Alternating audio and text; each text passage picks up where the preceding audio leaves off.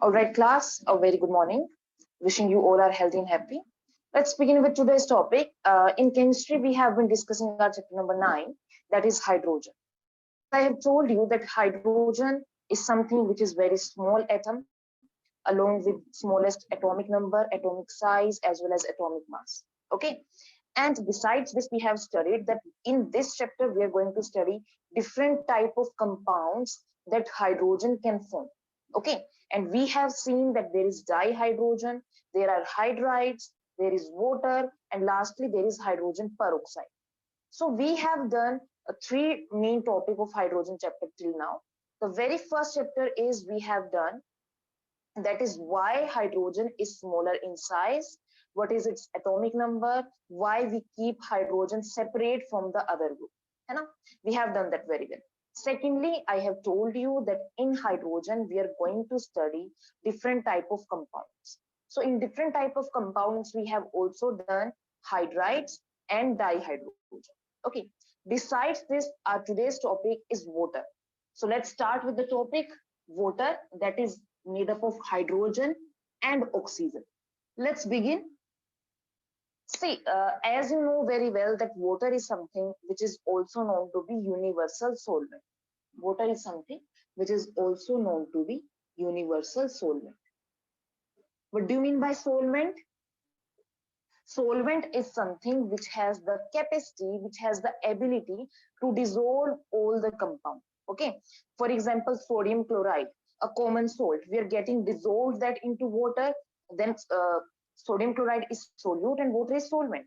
Yeah. Now the point is we have called it universal solvent. What's the reason behind this? First of all, I would like to talk to you about some physical properties of water. You know very well that water is something which is colorless, tasteless, odorless liquid. We have done this also yesterday class. And I have given you a particular name, that is hydrogen bonding. Remember, I have told you that water is something which is made up of hydrogen bonding.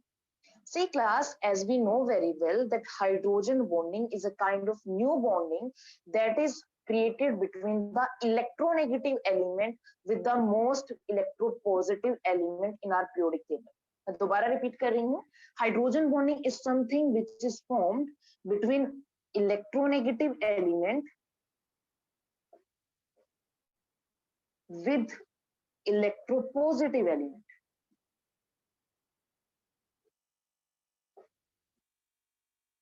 Now the point here is most of the electronegative element are oxygen, fluorine, nitrogen, and the most electropositive is hydrogen.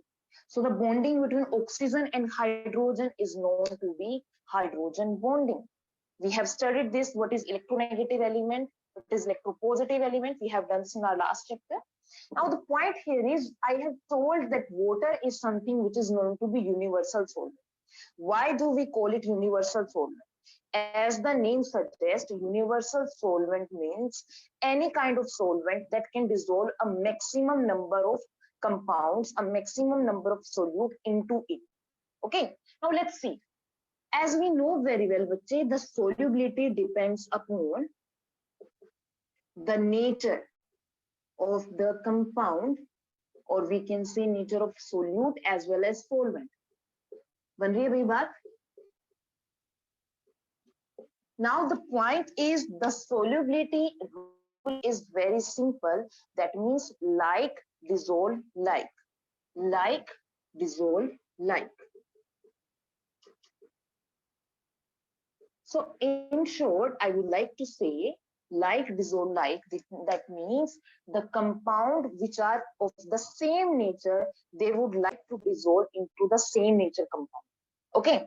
In short, we can say polar compound or polar solute dissolve into polar, whereas non-polar dissolve into non-polar. Am I clear or not? Now, water is something which is made up of oxygen and two hydrogen. Give me just a second, please. Okay, I was talking to you that water is something which is made up of oxygen and two hydrogen. The structure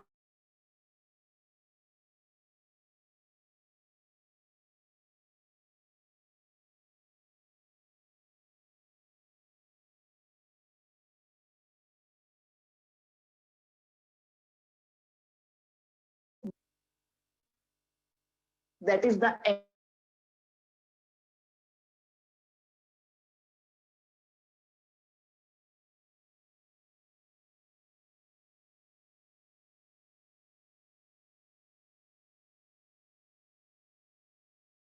is much electronegative element which we are representing it with delta negative. Hydrogen is most electropositive element. So here is kind of positive, positive and negative.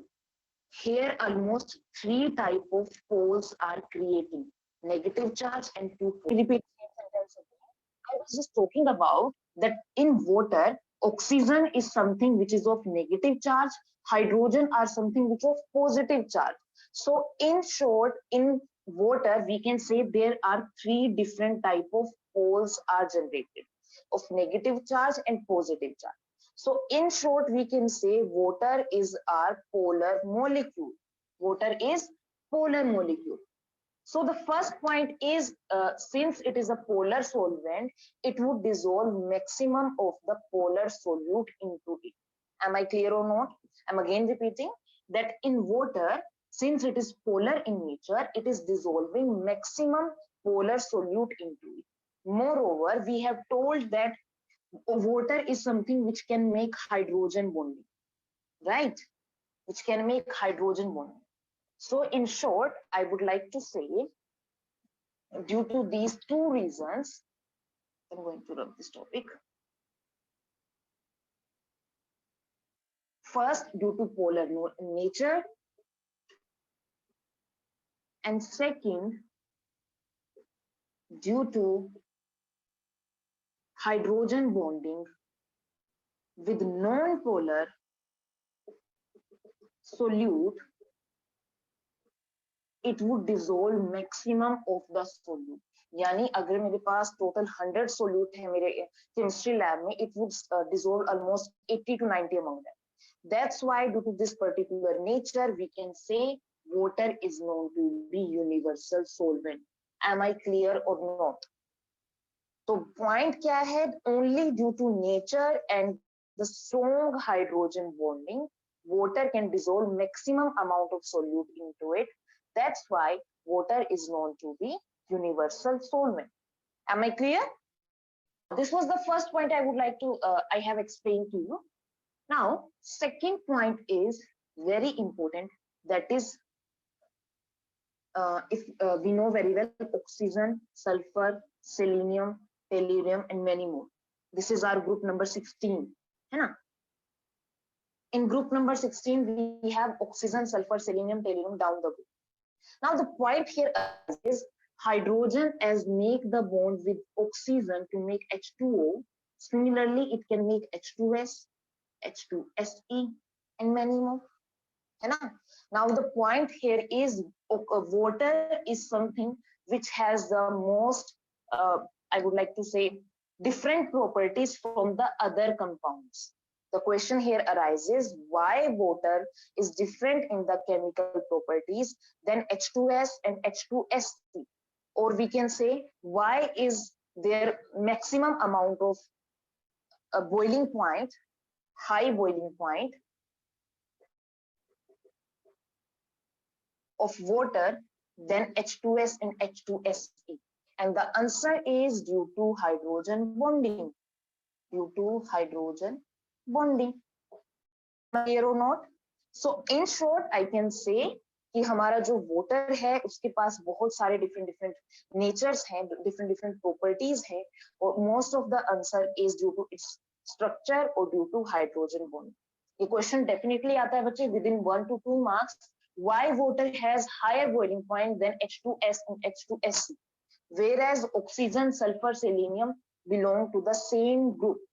A group में होने के बावजूद उनके boiling point में इतना difference क्यों है? And the answer is due to hydrogen bond. Clear?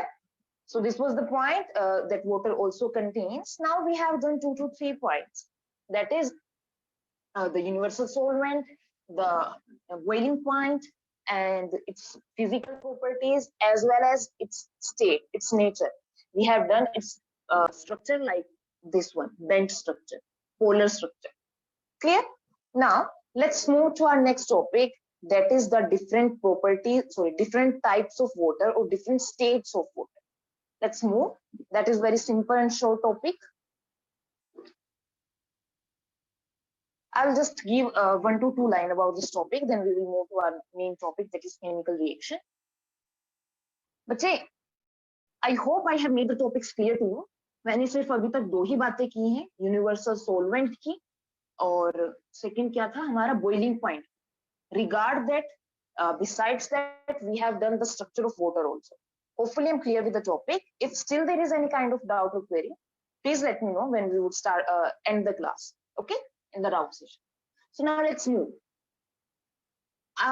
The water also behave like as ice, which is the solid state of water. Ice is lighter than water. That means its density is less. Due to its less density, due to its lighter nature, ice floats on the water.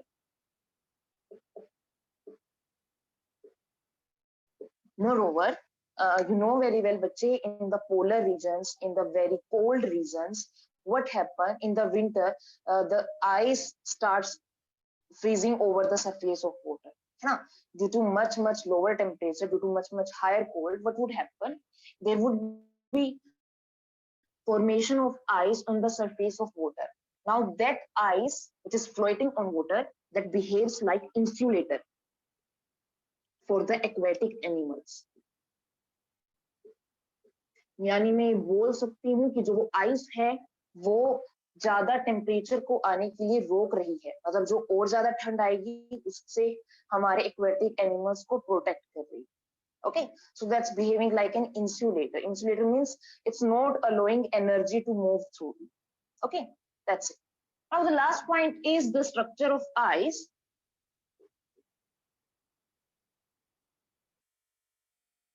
Ice is hexagonally packed in structure.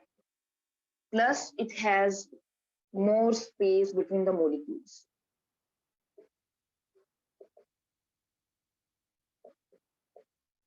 Due to which it's lighter than water.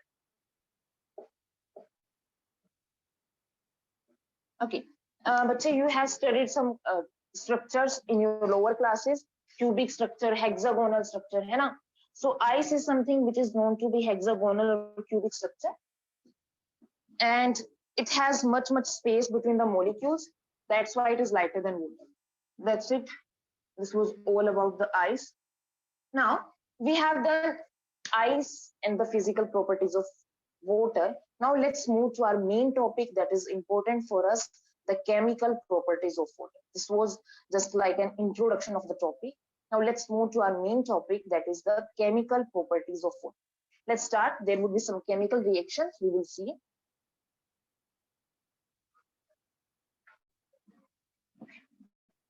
First of all, let's start with the nature of the water.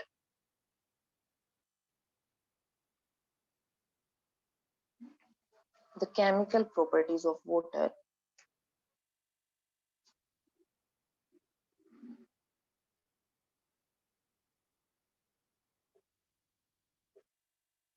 And in chemical properties, first one is amphoteric nature. What is amphoteric nature? Okay, in 10th class, you have studied the topic metals and non-metals. Have you metals, non-metals in 10th class, 3rd chapter, in which we have studied that there was a compound, there was an element known as aluminium, which is amphoteric in nature.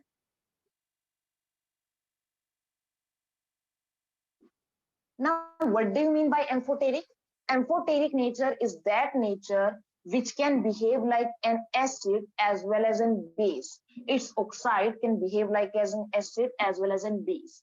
So water is something which acts both as acid and base. Okay, which is known to be amphoteric. So amphoteric means it is dual nature. Dual means both nature as well as acid as well as base. Now let's see some example how water is behaving like as an amphoteric in nature. The first example is we are taking water with ammonia gas and it is converting to OH negative plus NH4 positive. Now ammonia gas is our base. Whenever our water is reacting with a base, what's happening over there? Water is behaving like an acid. मैं दोबारा repeat कर रही हूँ, अगर हमारे पास है और हमें उसमें बेस प्रोवाइडेड है ऑलरेडी, तो वो उस बेस के सामने खुद को एज एसिड रिप्रेजेंट करे. और एसिड का नेचर क्या होता है बच्चे? Acid is something which can release H positive.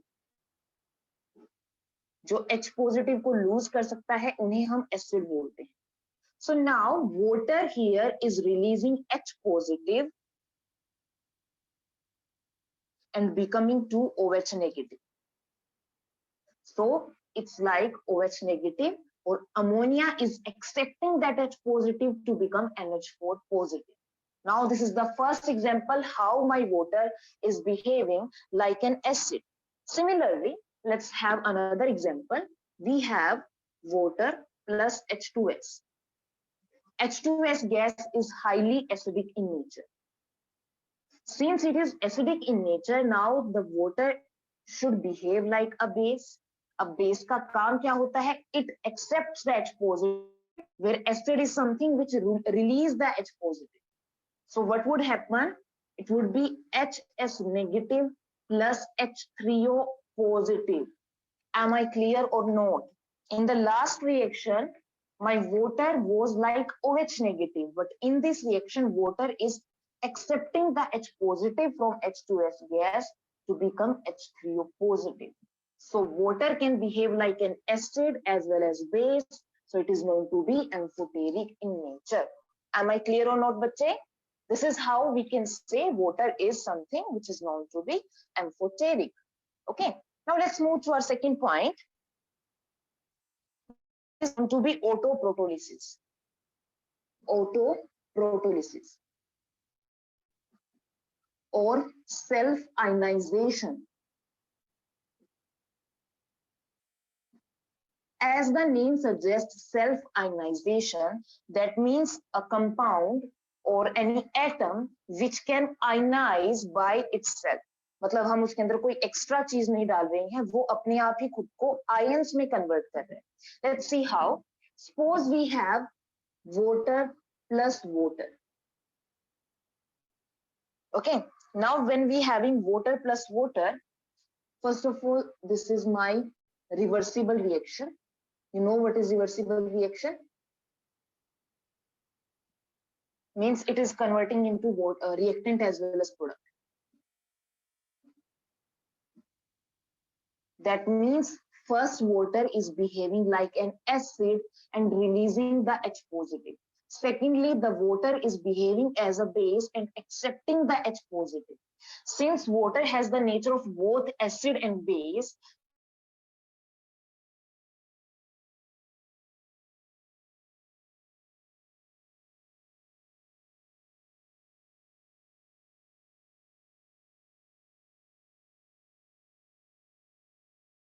from the same atom. Water यहाँ पे प्रेजेंट है और ये अपने ही एटम से H पॉजिटिव को एक्सेप्ट कर रहे हैं. H positive means proton. So getting proton from the same atom or compound is known to be autoprotolysis. Hence we can say water is behaving like autoprotolysis or self-ionization. Am I clear or not? Now we have done two chemical properties. I hope you are clear with the concept. Let's move with the third nature, that is the third property. And this is very simple. You have studied this already in your 10th class. I'll just do not take much time on this topic. That is reaction with some metals or compounds. Reaction with metals. You know that very well, bache, that whenever we put sodium metal with water, what would happen? It would make sodium hydroxide and release H2 gas. In short, we can say water also is a great source of dihydrogen. We have studied in our last topic that dihydrogen is something which is very essential for us, which is very crucial for us. We can use dihydrogen for making new compounds.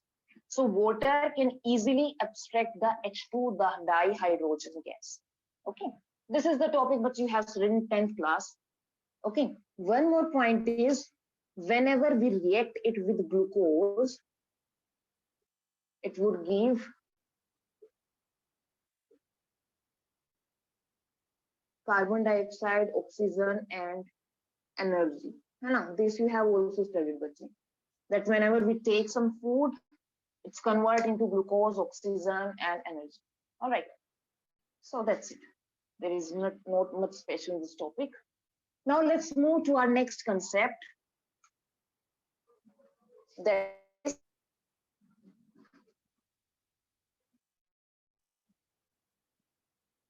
hydrolysis reaction.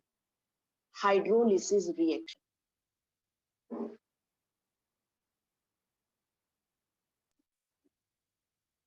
Okay. Now the name suggests hydrolysis means it can easily dissolve many compounds to it and make them wet. या फिर मैं ऐसे बोल सकती हूँ कि when we dissolve any type of solute or any type of atom into water, what would happen? It would easily dissociate that particular atom to make an acid or base. Let's see how is it happening. First of all, we are taking an oxide of metal, metal oxide. Suppose we are taking phosphorus O10, P4O10, and we're dissolving into water. Now, what's happening over here? Whenever we're dissolving our phosphorus oxide into water, it's converting into phosphoric acid. Okay, just balance it. There is almost okay. Now the point here is whenever we're dissolving our metal oxide into water, it is behaving like an acid. It would result into an acid. On the very same hand, if we take any non-metal like nitrogen with water, it would convert into base.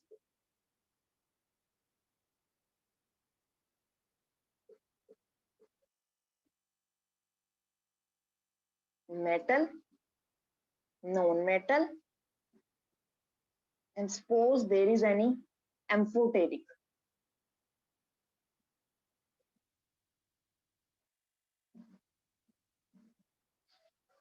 It would become, silicon oxide. Okay.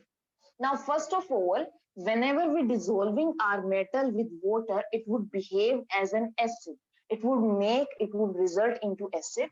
On the very hand, if you're taking a non-metal with water, it would make a base. If we're taking any amphoteric nature atom, it would make its oxide. Okay, so it also shows us that water can behave as water has the capacity to change metal and non-metal into their oxide or their hydride. That depends on which it's okay. So please make that concept in your clear. Metal would make acid, non-metal would make base. Okay, non-metal would accept hydrogen from water, whereas phosphorus would also get hydrogen as well as oxygen. Okay, so this is known to be how metal and non-metal are converted with reaction of water. All right, class. So this was it. This was all I wanted to explain with the. If there is any kind of doubt or query, please let me know.